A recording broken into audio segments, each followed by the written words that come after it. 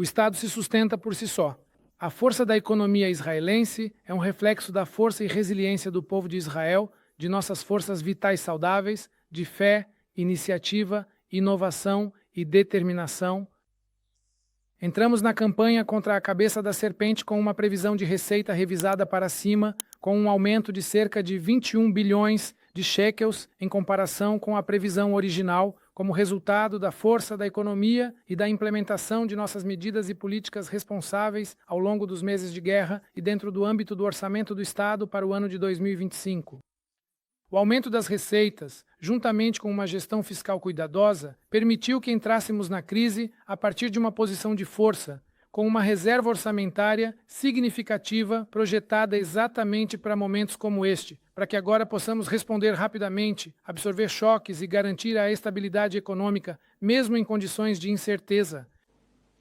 A campanha atual contra o Irã certamente apresenta desafios, mas também cria diversas oportunidades. No longo prazo, esperamos uma redução de riscos estratégicos significativos e desenvolvimentos positivos que fortalecerão a posição de Israel no Oriente Médio e, como resultado, reforçarão seu poder e resiliência, tanto em termos de segurança quanto econômica e politicamente. Como vocês já sabem, estamos nos preparando para esta campanha há vários meses. Como ministro das Finanças, além de trabalhar em parceria com uma equipe de ministros que supervisionou de perto a operação dos preparativos, liderei o Ministério das Finanças para que se preparasse da melhor forma possível para atender a todas as necessidades, tanto na linha de frente quanto na retaguarda. Nossa principal prioridade é cuidar dos nossos cidadãos cujas casas e propriedades foram danificadas pelos mísseis iranianos. A Autoridade de Imposto sobre Propriedade está operando com 100 equipes, das quais 82 já estavam em campo hoje. É importante enfatizar que ontem havia 46 equipes. Hoje, já há 80 equipes presentes em todos os locais de destruição, lidando com reivindicações e prestando assistência. Quero esclarecer um ponto aqui sobre a dificuldade de nos prepararmos. Afinal, tivemos que manter tudo em segredo. Não pudemos recrutar avaliadores, engenheiros e equipes com antecedência porque precisávamos manter o segredo. Tivemos que surpreender os iranianos para que a operação fosse bem-sucedida, os cientistas, e para conseguir frustrar toda a infraestrutura militar criminosa deles. Mas, em um tempo muito curto, conseguimos recrutar centenas de funcionários, trabalhadores da autoridade fiscal e outros membros do Ministério para oferecer a melhor resposta possível. Desde sábado às 4 horas, nossas equipes já atenderam 1.583 solicitações de indenização por danos diretos decorrentes dos ataques no Irã. Estamos auxiliando 2.775 moradores que foram evacuados de suas casas. A maioria ficou hospedada em hotéis pelas autoridades locais, um acordo entre a Autoridade de Imposto sobre Propriedade e o governo local. Ajustamos no sábado, conforme os acontecimentos se desenrolavam, e seguimos oferecendo suporte até hoje.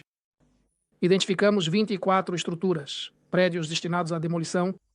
No nosso centro de atendimento trabalham 150 atendentes que desde sábado lidaram com 12.000 ligações, com um tempo médio de espera de 10 minutos. Claro que aproveito a oportunidade para agradecer ao chefe da autoridade tributária, Shaya Haronovich, ao Amir, diretor do Imposto sobre Propriedade, e realmente às centenas de gerentes e funcionários da autoridade tributária que, como se costuma dizer, estão muito experientes depois de um período de guerra tão longo. Gostaria de agradecer ao ministro do Interior, meu amigo, ao diretor-geral do Ministério das Finanças, ao diretor-geral do Ministério do Interior, aos chefes das autoridades e à liderança do governo local. Na verdade, vemos a força do governo local, dos prefeitos, a capacidade exemplar de serviço dos funcionários municipais, juntamente com o comando da Frente Interna, com o pessoal do Magen David Adom e todas as equipes de resgate e emergência. Com a ajuda de Deus, vamos aprofundar a cooperação entre o governo central e o governo local.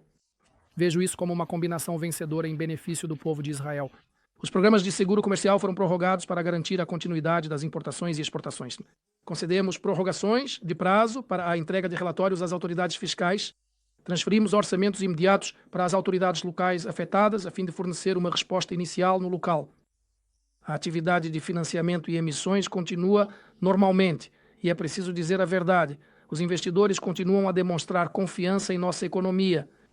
Só hoje, a emissão semanal de títulos pelo contador-geral arrecadou 2.750 mil de shekels diante de demanda de quase 13 bilhões. Falamos de uma razão de cobertura de quase 5 vezes. E aqui também quero enfatizar, Emitimos títulos hoje pelo mesmo preço que na semana passada. Antes desta guerra e séries de shekel de 3 anos, até mesmo a uma taxa 0,2 pontos percentuais menor, e este é mais um sinal claro da força do mercado israelense e da confiança sem precedentes que investidores locais e internacionais depositam na economia do Estado de Israel, mesmo em tempos de emergência. Com a experiência que acumulamos durante a Guerra Espadas de Ferro, e mesmo antes, durante a crise do coronavírus, sabemos que uma compensação eficaz para empresas e trabalhadores precisa ser precisa e direcionada. Agora também estamos trabalhando em coordenação diária com as organizações de empregadores e a central sindical, monitorando de perto o estado da economia para identificar onde é necessária uma resposta. E prepare-se para fazê-lo com responsabilidade, com a discrição e a precisão necessárias. Digo aos cidadãos de Israel, todos os mecanismos de assistência estão disponíveis. A experiência foi acumulada, as ferramentas orçamentárias e operacionais estão à nossa disposição e faremos uso delas sempre que necessário. Este é um procedimento simples e acessível no site da autoridade. Peço ao público que acesse o site, dedique 5 minutos e verifique essa possibilidade. Vocês simplesmente inserem os bens que possuem de forma geral e veem facilmente se o valor deles ultrapassa o limite permitido por lei. E então, realmente por um valor simbólico, vocês podem, com uma ação rápida, garantir para si mesmos tranquilidade e segurança. Tomara que não seja necessário. Também no setor público estamos fazendo tudo para garantir a continuidade do funcionamento ideal e prestar serviço aos cidadãos de Israel. Estamos permitindo o trabalho remoto e tentando oferecer o melhor serviço possível aos cidadãos de Israel. Em relação ao restante da economia, estamos trabalhando em conjunto com o comando da Frente Interna, dentro de uma equipe interministerial que lideramos para possibilitar o retorno gradual das atividades econômicas já nos próximos dias. Acredito que operar apenas com indústrias essenciais é uma definição muito antiquada, que não oferece uma solução adequada. E isso, é claro, sujeito às condições de proximidade a áreas protegidas e assim por diante. É possível e necessário reabrir a economia e permitir um funcionamento mais amplo do que o que está em vigor atualmente. Estamos dialogando sobre isso aqui, inclusive hoje com o comando da Frente Interna. Espero que consigamos, eu digo aqui, um sentimento pessoal, do fundo do coração, como judeu, como israelense, como servidor público e como ministro das Finanças. Eu ouço, com meus próprios ouvidos, o bater das asas da história e sinto o peso da responsabilidade que recai sobre meus ombros neste momento. Vejo que é imensa, tanto na participação de seus filhos na guerra, quanto no meu papel de proteger a economia, o sustento e a estabilidade dos cidadãos de Israel. Pois nossa força não é medida apenas por tanques e indústrias, mas principalmente por uma fé sólida. Fé, não só tanques e no fundo, ela vem do nosso compromisso uns com os outros, do nosso compromisso mútuo. Continuaremos, com a ajuda de Deus, a agir com responsabilidade, coragem, determinação e fé. Enfrentaremos todos os desafios e sairemos deles fortalecidos econômica, militar e nacionalmente. Eu sou Israel Vivo. Muito obrigado. Antes de tudo, vamos ficar aqui o tempo que for necessário. Vamos fazer aqui todas as perguntas que forem pertinentes. O ministro Smotrich está falando agora sobre guerra. Acho que está dando para ouvir bem, não é? Com as câmeras ligadas. O ministro Smotrich está falando agora sobre as pressões que o Irã está exercendo e exigindo o fim da guerra, pedindo para encerrar a guerra. O Trump também diz que está recebendo mensagens semelhantes. Estamos caminhando para o fim da campanha. O Irã está perdendo. O Irã está em apuros e essa dificuldade só vai aumentar porque as nossas operações, as operações das FDI, vão se intensificar cada vez mais. E quero enfatizar, nós vemos o dano causado pela queda dos mísseis e entendemos contra o que estaríamos enfrentando. O Irã, na verdade, atualmente ela tem produção de 100 mísseis por mês e está aumentando rapidamente. O plano era triplicar isso até março de 2026, atingindo 300 mísseis por mês. Isso significa 3.600 mísseis por ano até meados do próximo ano.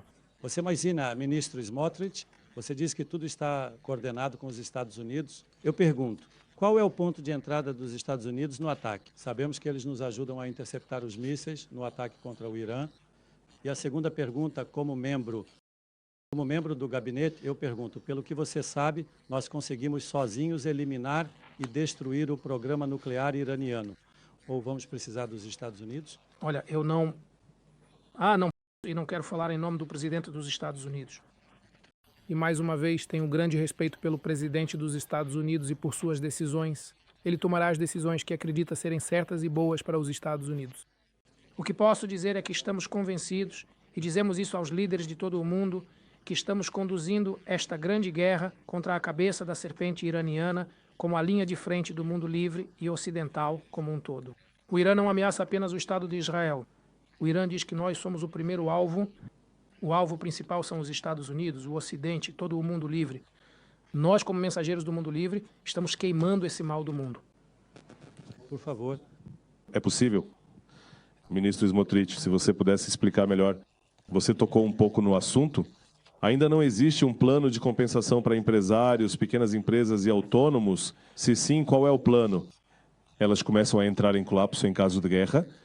E segundo, se você pudesse nos dizer qual é o custo da guerra com o Irã, conforme estimado pelo Departamento do Tesouro, e como o dinheiro virá disso? Como? De onde vem o dinheiro? Bem, antes de mais nada, é importante que eu diga às empresas em todo o Estado de Israel, a economia são vocês. Muito obrigado pelo que você faz. Falei antes sobre a força da economia e sobre o seu vigor, desse valor de 18,18 bilhões de shekels. Fiz isso muito rápido. 2 semanas após o início da guerra, depois de 7 de outubro, eu já tinha um plano acordado, coalizão e oposição. Acho que terminamos a legislação em 3 leituras no início de novembro e até que os sistemas fossem abertos era possível enviar os pedidos em 15 de novembro. O sistema já estava funcionando, a legislação, regulamentos, sistemas de informática, realmente IA, digitalização, para podermos corrigir. Acho que até hoje tratamos de mais de 800 mil reivindicações de empresas por danos indiretos. Claro, isso mudou de tempos em tempos. Sim, você se lembra que até o final de dezembro tínhamos o modelo de despesas elegíveis em todo o país. E depois, de acordo com as diferentes regiões, rotas de faturamento, rota verde, rota vermelha. Mas posso te dizer que conversei esta manhã tanto com Dovi Amitai quanto com Ahmad Bar David e montamos uma equipe conjunta que vai se reunir todos os dias, analisar os dados, analisar os números. Eu olho nos olhos dos cidadãos de Israel e digo, nós não vamos deixar vocês sozinhos. Nós estaremos aqui novamente para definir exatamente qual modelo é o mais adequado, se agora devemos criar um caminho de despesas dedutíveis, tal percentual, outro percentual, faturamento, regiões, licença não remunerada ou não, encurtar prazos. Por exemplo, em um futuro muito próximo teremos a oportunidade de conversar detalhadamente com você a respeito de um tema de suma importância, o orçamento da defesa nacional. Este é um tópico que exige uma análise aprofundada e uma compreensão abrangente, pois impacta diretamente a segurança e a soberania do nosso país. A discussão sobre a alocação de recursos para as Forças Armadas e para a infraestrutura de defesa é complexa e multifacetada, envolvendo não apenas aspectos financeiros, mas também estratégicos e sociais. Para que qualquer decisão relacionada a este orçamento seja efetivada e tenha validade legal, será absolutamente imprescindível que nos dirijamos ao Congresso. A aprovação congressual é um passo fundamental e inegociável, pois é no âmbito do Poder Legislativo que as propostas serão debatidas exaustivamente, emendadas conforme a necessidade e, finalmente, votadas pelos representantes eleitos do povo. Este processo democrático garante a transparência, a legitimidade e a responsabilidade na gestão dos recursos públicos destinados à defesa. Depois acrescentamos o enorme pacote de apoio aos reservistas, sim, os 9 bilhões, mais 3 bilhões e meio, e conseguimos encaixar tudo isso em limites fiscais razoáveis, fazendo isso com o consenso do governo, das autoridades locais, dos empregadores, dos trabalhadores e do Banco de Israel. Por isso recebemos elogios, acredito, de todos os nossos parceiros, tanto no país quanto no exterior. E aqui acabei de dar o exemplo, a confiança. Olhem para a Bolsa, olhem para o shekel, estamos terminando em 3,48, certo? 3,48,5, algo assim. Alguém olhou para o real iraniano nos últimos dias? Quantos mil? Qual é a cotação do dólar? 1.500? Então, realmente, graças a Deus, eu não atribuo isso a mim mesmo. Eu disse antes, no fim das contas, a economia são as pessoas que a fazem. Eu, como alguém de direita econômica, ainda acredito nisso. Acho que provavelmente também vamos superar isso, certo? E é por isso que recebemos essa confiança e essa parceria de todos os parceiros. Veja, é preciso lembrar. E aqui também vou escolher bem minhas palavras, porque há assuntos sobre os quais é melhor não falar. Quando deixamos o orçamento de 25, sabíamos que era para lá que estávamos indo. E por isso, parte das coisas, certo? O que definimos como o terceiro círculo, parte estava no plano básico, parte está no que chamamos de caixa do primeiro-ministro, parte estava no orçamento regular e parte estava naquele mesmo pacote dos 82 pontos. 4 bilhões que demos logo no início da guerra, se vocês se lembram, para o sistema de defesa, distribuídos ao longo de alguns anos, e parte estava agora nos 6 bilhões do pacote que deixamos. Nós não estamos surpresos com esse evento e ainda assim eu te digo, o Exército recebeu, o sistema de defesa recebeu dentro do orçamento, em seus diferentes componentes, parte dos recursos que eram necessários para se preparar. Você pode presumir que uma operação como essa, que lançamos na quinta-feira à noite, está sendo preparada há vários meses e sabemos o que precisa ser preparado para ela. Sim, não sei, nós sabíamos. De novo, pouquíssimas pessoas sabiam o que era isso. Há aqui um pequeno grupo de parceiros confidenciais que participou do planejamento disso. E como eu disse, o Exército recebeu certos componentes, eu te digo, isso custa mais. Eu te digo, não é só a guerra em Gaza, também as espadas de Gideão. Estamos numa intensidade maior do que planejamos. Isso significa mais reservistas, isso significa mais custo, certo? Isso significa mais tempo de guerra, mais intensa também em Gaza. Tudo isso estamos aprendendo agora, aprofundando, vamos organizar e, do meu ponto de vista, vamos chegar ao Knesset muito rápido para saber como dar uma resposta a isso. Isso não vai surpreender nenhum de nós, não vai quebrar nenhum limite, não vai, dentro dos cenários que conhecemos, nenhum de nós fica surpreso quando nos deparamos com essas necessidades. Foi relatado que você apoiou um ataque ao Irã em um estágio muito anterior, quando ainda não havia autorização americana. Você acha que o ataque foi feito tarde demais e, se sim, qual foi o custo dele? Não sei o que foi relatado. Um trabalho verdadeiramente excepcional foi feito aqui. Estou lhe dizendo, estou lidando com isso há muito tempo. Eu também, como ministro das Finanças, mesmo antes da guerra, mas nos últimos 5 ou 6 meses, temos tido entre 2 a 3 discussões por semana sobre esse assunto. Tudo bem, com o primeiro-ministro e um grupo restrito de ministros, com um consenso enorme, certo, do Exército, do Mossad, do Shin Bet, com muitas opiniões na sala, com muito pensamento, com muitos dilemas, com muita tentativa e erro, com muito... Isso está perfeitamente certo, certo? Houve aqui um diálogo muito intenso, muito íntimo, aliás. Vejam, o fato de termos conseguido manter isso em sigilo não é algo trivial, certo? O Estado de Israel é um país com uma cultura de vazamentos. Aqui também se manifestou sua longa experiência e acredito que também sua coragem e sua liderança. No fim das contas, você sabe, todos nós estamos sentados na sala, mas é ele quem precisa tomar a decisão. Eu entendo. É ele quem aperta o botão e há aqui uma grande responsabilidade sobre seus ombros e sabíamos o que nos aguardava na retaguarda. Digo agora aos cidadãos de Israel, haverá dias desafiadores na retaguarda. Faremos de tudo para apoiar, para acompanhar, para aliviar, para estar presentes e intervir no momento necessário, oferecendo a melhor resposta possível. E mesmo assim, há preços a serem pagos e pessoas perdem suas vidas. Pessoas ficam feridas. Eles observam as discussões e o debate. Eles estão acostumados à ditadura. Todos pensam da mesma forma. Há apenas uma emissora, não há concorrência, não há discussões e não há debates. E nós o que somos? Uma democracia viva, vibrante, pulsante, e assim continuará sendo, mesmo que façamos alguns ajustes em algumas distorções no sistema judiciário israelense. E já vou entrar nesse assunto agora, mesmo em meio a uma guerra, o que é algo bom. Mas eu digo a vocês de verdade, nós vemos na inteligência, escute, espere, estou dizendo isso a vocês de verdade. Agora vemos na inteligência que eles não sabem interpretar uma democracia, não há dúvida de que eles estavam certos de que somos um povo incapaz de resistir. Ele não entende o que é, por um lado, uma sociedade ocidental moderna, uma sociedade de abundância, que vive bem, que gosta de aproveitar a vida. E ainda bem que é assim. E, por outro lado, sim, com debates, com discussões, mas uma sociedade que, no momento da verdade, sabe se mobilizar, sabe resistir, sabe agir com instinto e sabe atacar. E por isso ele terminou como terminou.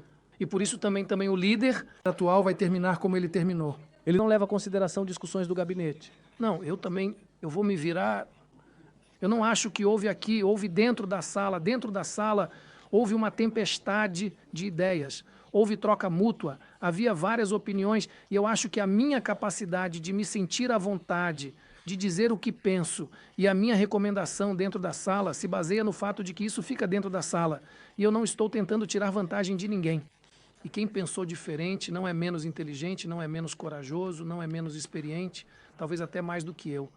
Eu acho que, no final, o processo foi excelente e, até o momento, a execução está até superando nossas expectativas e espero que continue assim com a ajuda de Deus e que consigamos alcançar os objetivos pelos quais entramos nesta guerra tão importante. Então, eu gostaria mesmo de uma explicação. Por que, afinal, é necessário um aumento de orçamento. Está tudo planejado? E qual é exatamente o cenário? Por que você está rindo? São 200 milhões de shekels, por exemplo. Só um valor pequeno, custa combustível de avião. Isso significa que você também está dobrando a capacidade de... Certo? Sua capacidade de ataque, o ritmo dos seus alvos e... Então esse é um pequeno exemplo. É dinheiro pequeno. Há coisas mais complexas, operações mais ousadas, capacidades mais significativas e cada uma dessas coisas custa muito dinheiro. Então há certas coisas que sabíamos que o exército precisava para prolongar e demos. Há certas coisas que nós estendemos. Eu realmente te digo que, quando elaboramos o orçamento, por exemplo, achávamos que Gaza avançaria mais rápido, mas então eu te lembro, fomos para um cessar-fogo, certo? Para trazer de volta os sequestrados. E depois o chefe do Estado-Maior entrou em 6 de março e pediu um mês. Então, para dar a ele esse mês, concordamos com o plano Vitkov, e aí isso se estendeu por mais um mês, e mais um mês, e então, até voltarmos a lutar, levou cerca de 2 meses até que desgastamos o Hamas. Depois de todas as quantidades de ajuda principalmente pela maneira tola como ele aceitou isso. Na minha opinião, vocês reconhecem essa questão, todos os erros cometidos. E fico feliz que conseguimos promover uma correção nesse assunto. Pensávamos que terminaríamos a guerra em Gaza mais rápido. A realidade é que ainda estamos em Gaza com um contingente de reservistas maior. Isso impacta os custos e afeta avaliações de situação que mudam constantemente. Por isso estamos atualizando as coisas ao longo do caminho e... Eu te digo que se não fosse pela guerra com o Irã, não precisaríamos voltar ao Knesset nem pedir para aumentar o orçamento. Sim, eu teria que encontrar entre 3 a 5 bilhões de shekels, que é algo que eu sei como encontrar dentro do orçamento, por meio de ajustes e convergências aqui e ali, certo? E lidar com isso. A guerra com o Irã nos leva a números ainda maiores. Eu não quero, de propósito, mencionar um valor, porque, como disse, ainda estamos discutindo esse assunto e não creio que nenhum de nós cairá em desgraça. Eu não quero entrar nisso de novo, porque são apenas suposições. Não disse que não vai diminuir. Pelo contrário, estamos ajustando os números e vamos voltar. Então eu já te dei uma estimativa. E agora dei outra vez para Shlomo. Então vou explicar novamente. Vou explicar de novo, vou explicar de novo. Existem certos componentes que, quando elaboramos o orçamento de 25 há pouco mais de meio ano, já sabíamos que o exército precisaria deles para esta operação. Há certos componentes que não sabíamos e não poderíamos saber, porque quando você desenvolve uma determinada capacidade, você não sabia que seria possível desenvolvê-la, não sabia que teria que pagar por ela. Agora, alguém vem e te diz o seguinte, só para exemplificar, para esclarecer, aqui está um produto novo que você não pensou que precisaria comprar, mas agora você precisa comprá-lo e isso custa dinheiro, ele te oferece novas capacidades. E eu disse a mesma coisa antes, uma guerra em Azaz, que estávamos considerando há algum tempo, e o envolvimento dos reféns, e então um acordo para esperar, e assim por diante nos arrastou para outro momento, e terminaremos a guerra agora em Hirã. Preciso voltar para Gaza, terminar o assunto lá, isso vai levar mais tempo, talvez 2 ou 3 meses, e custa mais caro, né? No geral é algo grande, hoje atualizamos os números, provavelmente vou ao Knesset abrir o orçamento para isso. Como disse, não acho que alguém de vocês ou de nós vá cair da cadeira por isso, e não acho que alguém vá se surpreender. Então como eu disse, parte já foi considerada e orçada. Parte adicional. E saberemos como orçá-la e manter os limites estabelecidos. Oi. Você disse que, supondo que a campanha no Irã seja bem sucedida, então as ameaças a Israel diminuirão a longo prazo, o que é obviamente ótimo, e supondo que isso aconteça. À luz das mudanças. Aliás, uma das coisas que levantei nas 2 vezes em que compareci diante do Comitê Nagel foi: espera. Vamos falar um instante sobre o cenário, porque há uma grande diferença se o caso do Irã é T-meio, T2 ou T5. Ok? E isso certamente tem impacto, então agora precisamos voltar e estudar novamente o relatório Nagel e entender o que mudou. Eu digo de forma simples, e isso não está relacionado agora. Irã sim, Irã não. A concepção do exército pequeno e de inteligente não se sustenta. Mesmo quando terminarmos a guerra contra o Irã, e apesar dos resultados fantásticos dessa guerra na Síria e no Líbano, aliás, repare que o Irã está implorando para o Hezbollah entrar e eles estão apavorados. E eu digo a você, eu adoraria que eles entrassem. Eu adoraria que o Hezbollah entrasse na batalha, nós vamos acabar com eles. Há mais algumas coisas que realmente queremos fazer e estamos esperando uma oportunidade. Estou falando sério. Temos aviões suficientes para estar no Irã e aqui para fazê-los sentir o peso do nosso braço e melhorar nossa situação para o dia seguinte. E ainda haverá muitas ameaças ao nosso redor e manteremos um exército grande, forte e letal. E haverá muitas ameaças contra nós e manteremos um grande exército. Para que amanhã não nos preparemos só para as ameaças de ontem e venham os grandes sábios dizer: bem, a ameaça de ontem já não existe, então não precisamos mais dela. As ameaças de amanhã, as velhas ameaças eram de ontem e tentam mantê-las no orçamento de defesa. Como? O quê? Não quero te dizer. Eu acho que esta guerra E você conhece a minha posição. Eu acho que, por um lado, precisamos aumentar o orçamento de defesa. Novamente, em relação ao que conhecíamos antes da guerra, eu não estou disposto a aceitar nenhum tipo de desperdício, expansão sem limites, irresponsável. Isso não é bom para a economia e também não é bom para a segurança. Isso gera desperdício, isso gera falta de eficiência, exército, Gesedzbo. É um sistema que precisa operar com escassez para ser eficiente. E é sempre necessário buscar o ponto ótimo em que o benefício marginal do último shekel, investido em segurança, proporciona aos cidadãos de Israel mais segurança do que o custo marginal desse mesmo shekel, ou do que os outros benefícios que poderíamos obter dele em outros lugares, seja em áreas de serviços sociais, seja em áreas de redução de impostos e crescimento, ou ainda em áreas de redução do déficit, o que também significa crescimento, barateamento de empréstimos e juros e alívio do fardo. Ok? Você está me perguntando? Eu espero que 2025 seja o ano em que terminaremos a guerra e que 2026 já seja uma espécie de vitória para o crescimento. E crescimento significa liberar o mercado. Crescimento significa reduzir os gastos públicos. Crescimento significa permitir que a economia agora libere todo o potencial que nos últimos 2 anos ficou borbulhando sob a superfície por causa da guerra, para que possa explodir e alcançar uma grande recuperação. Nós olhamos para trás, para todas as guerras que houve, para as operações militares. Aqui ajustaram para 0,4, como você lembra. Inclusive o Banco de Israel, eu disse a eles, estou dizendo a vocês, vocês vão morder a língua, vai ser 1%. E depois isso foi crescendo e chegou a 0,9. Me disseram, ministro, você errou. Eu disse, esperem, vocês vão ver que em abril vai se estabilizar em 1%, vai se estabilizar em 1%. E eu acredito que vocês também verão que as previsões agora estão corretas, ajustaram um pouco para baixo, porque no mundo todo ajustaram para baixo no final do ano 3, 4, 6, nível no ano que vem. Essas são boas previsões. Eu acredito que vamos surpreendê-los positivamente, assim como estamos surpreendendo a nós mesmos. Estamos nos surpreendendo positivamente até agora em todas as previsões. Na guerra, no crescimento, nas receitas, no déficit.